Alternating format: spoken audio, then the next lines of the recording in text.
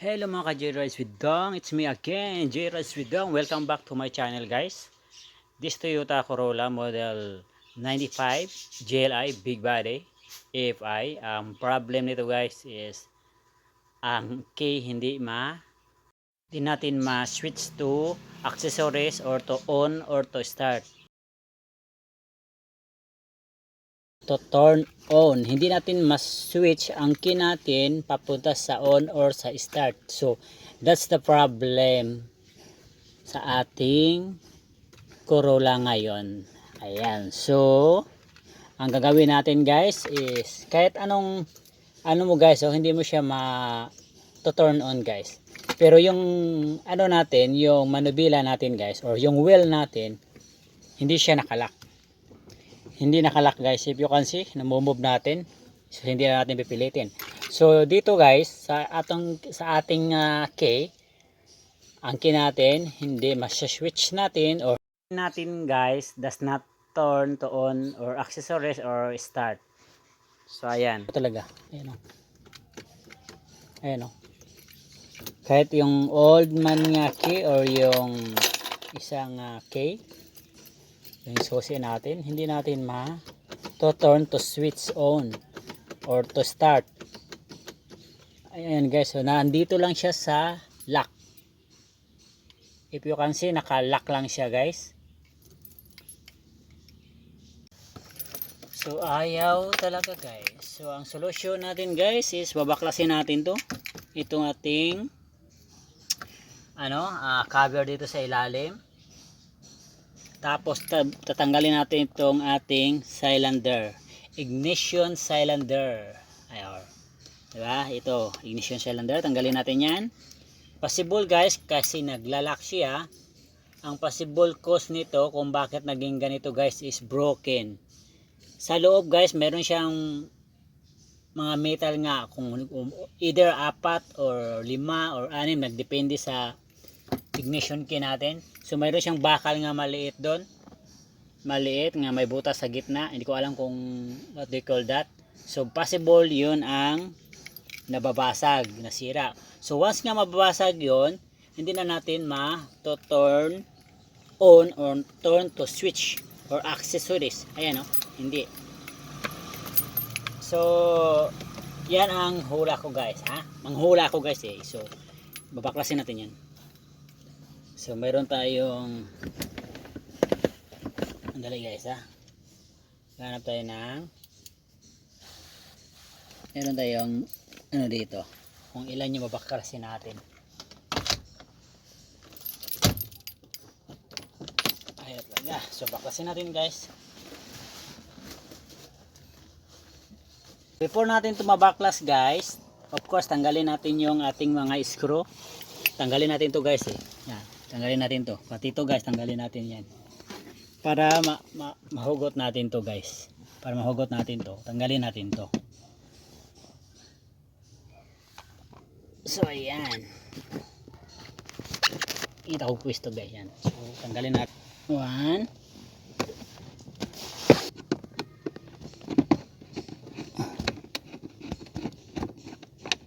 Ayan. 2.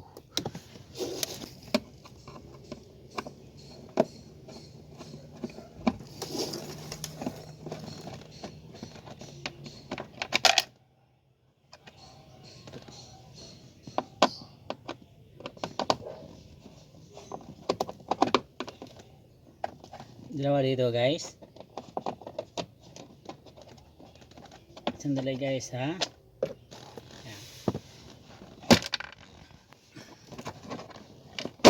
Ayan guys.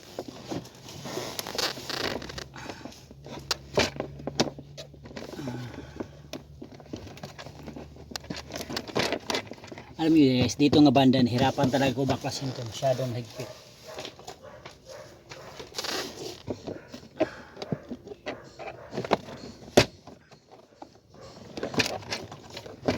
Hugutin lang to guys.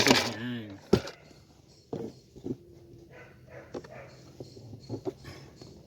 Ayan, natanggal na natin.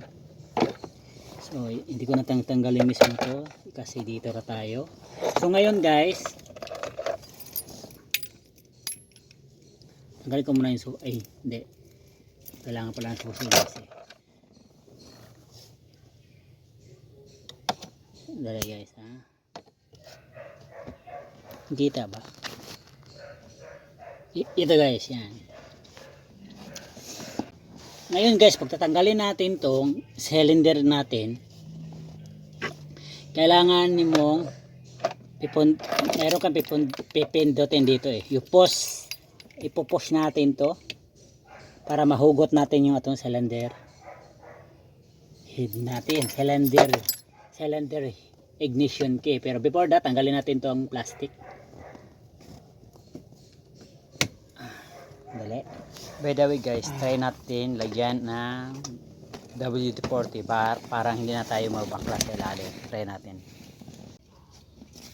So try natin lagyan ng susi yung susi guys. Try natin lagyan ng WD-40. Try natin lagyan. Baka madala natin sa WD-40. Ayan, nalagyan natin para hindi na tayo mabaklasin.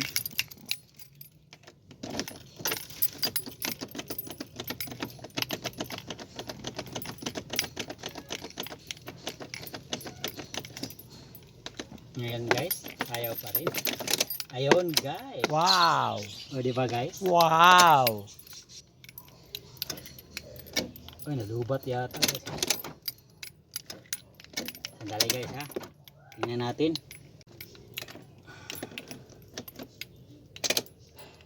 Ayun guys. Start natin. Ayun guys. So, sorry guys nga nagkamali ako. Akala ko broken na yung loob. O pwede di kasi siya broken guys. Kaso lang, susi mo pwede bababa. Kasi ganyan guys eh. Ganyan yan guys. Parang ganyan guys. Sorry guys, gawa ko ng example. Okay, ganito. Ganito guys. Kuwari, ang loob guys. Kita ba? Kuwari, itong butas na to. Dali, buksan ko muna. Para makita natin. Obya. Yan.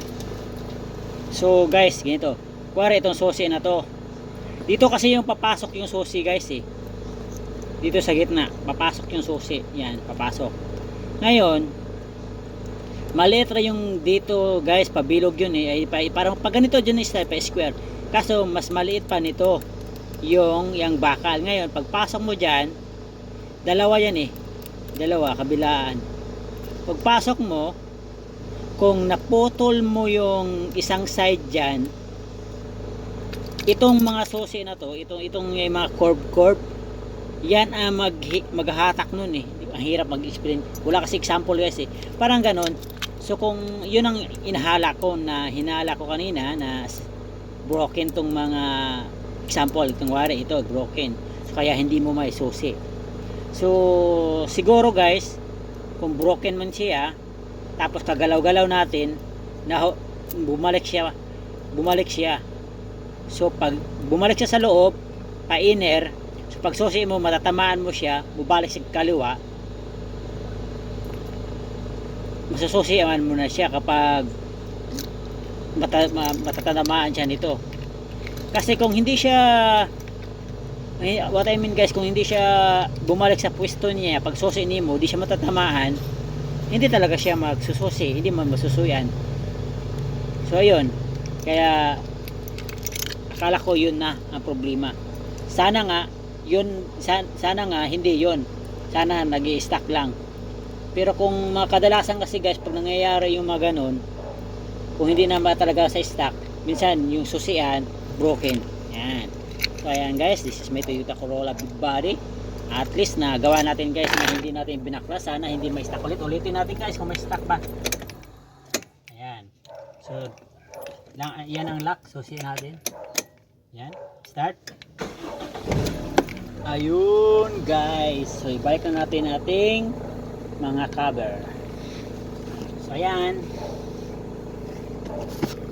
So yun ang ginawa natin guys. Yun ang ginawa natin, no? So yan, at least may ano na kayo guys, may idea na kayo kung ma-stock, try nyo lagyan ng WD-40 kasi baka hindi nga broken katulad sa ginawa natin ngayon. Binaklas na natin yung panel, so double yung trabaho natin, di ba? So pag ma-stock yung key natin, try mo muna lagyan ng WD-40, tapos igalaw-galang, dahan-dahanan mo lang galaw-galaw. Ayun, inagawa natin, di ba? So kung hindi natin nilagyan ng WD-40 to, tapos binaklas na natin to, hindi pala basag doon, na-stuck lang siya, hindi pala basag, sayang yung effort natin. So at least, ayan, at least may experience din ako sa sarili ko na, oo nga, dapat nung nauna natin yung binaklas yung ano, ay nilagyan agad natin WD-40 before yung baklas-baklas. Alright? Kung baguhan ka sa akin channel guys, please subscribe my channel, Joy Rasudong, at salamat sa panonood. At huwag kalimutan pindutin ang subscribe button tsaka yung bell icon para po ikaw ay manotify sa ating mga bagong video kapag gagawin mo yan. Pag pinipindot mo yung subscribe, share and like, or pindutin mo yung notification bell, yan, ma-update ka agad ka sa ating mga bagong vlog. Thanks, bye bye. So guys, kung paano mo tinanggal tong cover dito, the same lang din yung pagbalik, kasi dito ano lang siya, naka-clip dito sa gilid, nagka-clip, tapos yung dalawang screw sa ilalim, tsaka yung isang screw dalawang screw din dito, sorry, ayan. So ayan, ilagay na natin, so ilalagay natin yung dalawang screw dito.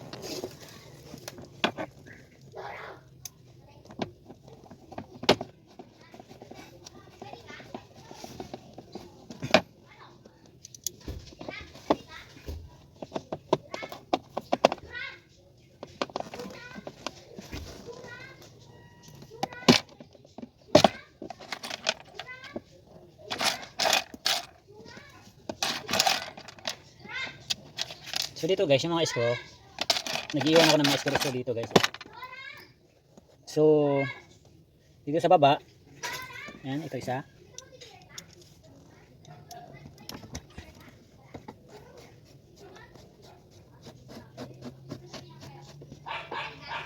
Ayan.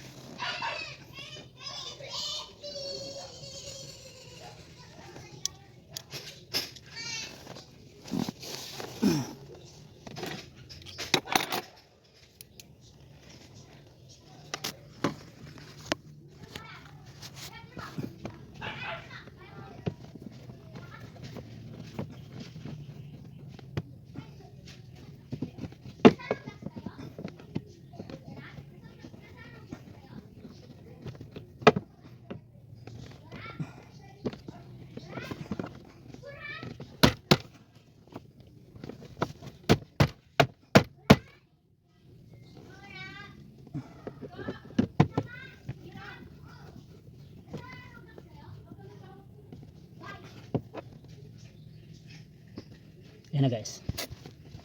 So ilagay na natin, ibalik natin yung sa gilid.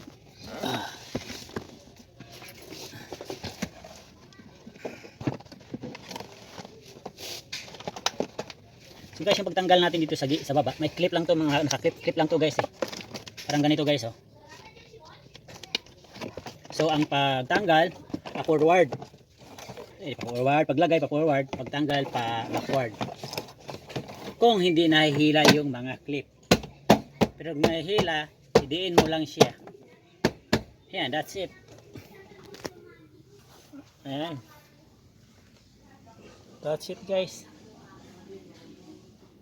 Ayan. Pasensya na guys ha, may basahan. Naglalagay talaga ako ng basahan guys eh. Para kung umuulan, hindi masyado basa yung loob. Tsaka yung mga buhangin, makapunas ako. Okay? Bye guys. See you next video. Thanks mga ka-Jerry Sidam.